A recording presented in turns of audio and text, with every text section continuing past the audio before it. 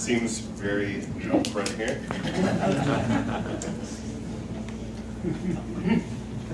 No, he's not a criminal. He should be a hero to the American people. You know, we have a constitution. Great with checks and balances, and one of those checks is the free press. What's supposed to be a free press, and as we know, pretty much the press has gone along with everything these days. And you know, the only way you're going to hear any real information is find a website that carries something about Bill Binney or a few other people. So the last line of defense, constitutional defense, I would say, is whistleblowers, and that's why we passed whistleblower protection laws, and you know that we don't support or don't enforce.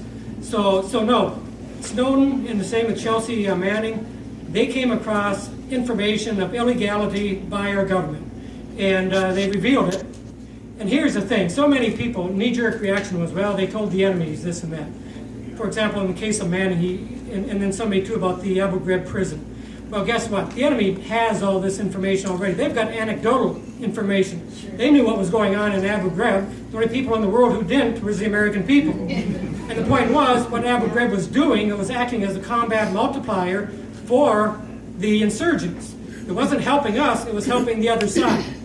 And that goes to the whole problem with centralizing these decision-making authorities in such a narrow body of people, because typically the military is taught to think very narrowly. The CIA has picked up on that, and they don't have a very expansive way of thinking. So they, you know, so they can only think, well, charge that hill and take it. You know, they don't think of the consequences afterward. What's on the other side of the hill? You know, is there an ambush? All these other things. What's going to be the effect on the people? And that's exactly what happened with Abu Ghraib. So we by getting that information, we were able to stop those things taking place there, and actually to elevate ourselves a bit, you know, in spite of all the harm. Whereas if we had continued on without getting that information and never fixing those problems, it would have just given been more and more of an incitement to the insurgents, costing more and more American lives. So we should be thanking these people for saving American lives and not condemning them like the government likes to do.